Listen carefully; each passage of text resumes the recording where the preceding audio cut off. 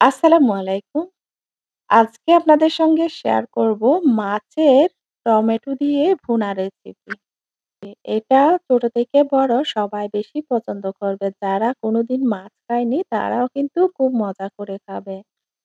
তো এখানে ১ টেবিল চামচ লাল মরিচের গুঁড়ো, ১/২ চা চামচ কালো গোলমরিচের গুঁড়ো, অল্প একটু হলুদের গুঁড়ো, অল্প একটু লবণ, ১ টেবিল চামচ আদার পেস্ট, ১ টেবিল চামচ রসুন পেস্ট, ১ চা চামচ কাসুরি মেথি, ৩ টেবিল চামচ কর্নফ্লাওয়ার।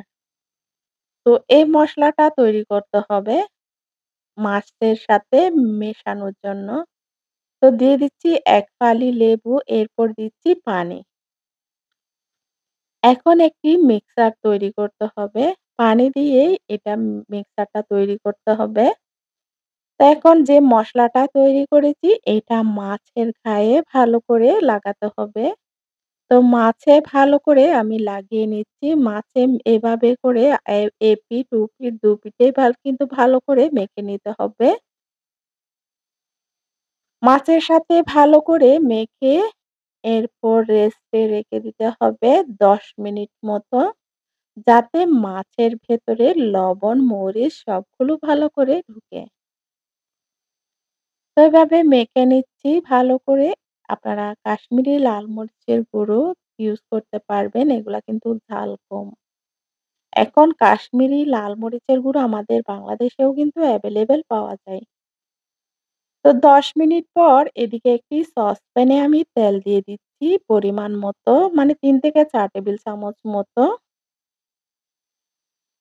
এখন মাছগুলো একটা, একটা করে ভেজে নিব।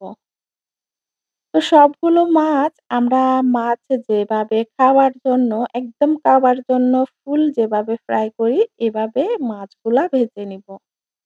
ভালো করে কিন্তু ভেজে নিতে হবে। কারণ এগুলা রান্নার পরে এগুলা ভাজার পরে কিন্তু আমি আর ভালো করে রান্না করব না। একেবারেই ভেজে নিতে হবে। তো দুপিঠেই কিন্তু ভালো করে খাবার উপযোগী মতো ভেজে নিচ্ছি। এখানে যেহেতু আমি কর্নফ্লাওয়ার দিয়েছি উপরে একটু, একটু ক্রিস্পি, ক্রিস্পি হবে। তো এপিঠ-ওপিঠ দুপিঠেই কিন্তু উল্টিয়ে দিয়ে ভালো করে ভেজে নিয়ে এবার মাছগুলো তুলে নিচ্ছি। মাছগুলো তুলে একটি প্লেটে রেখে দিচ্ছি। যে সসপ্যানে আমি মাছ ভেজেছি সে তেলের মধ্যে কিন্তু আমি একটা পেঁয়াজ কুচি করে দিয়েছি। এখানে কিন্তু আর এক্সট্রা কোনো তেল দিতে হবে না। তো একটি টমেটো কুচি করে দিয়েছি, ৪ টা কাঁচামরিচ ফালি করে দিয়েছি। এখন ভালো করে তেলের সাথে মসলার সাথে মিশিয়ে নিচ্ছি। এখানে কিন্তু এক্সট্রা কোনো মসলা দেইনি।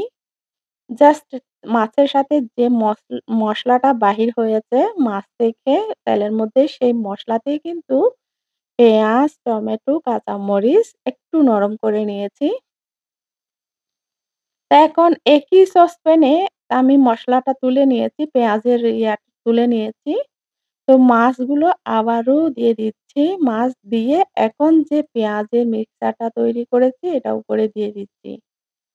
পেঁয়াজ, টমেটো, কাঁচামরিচ এভাবে দিয়ে এখন ২ থেকে ৩ মিনিট রেখে রান্না করব। এভাবে যদি আপনারাও রান্না করেন আপনাদের বাসায় দেখবেন যে কোনোদিন মাছ খায়নি সেও কিন্তু খুব মজা করে মাছ খাবে।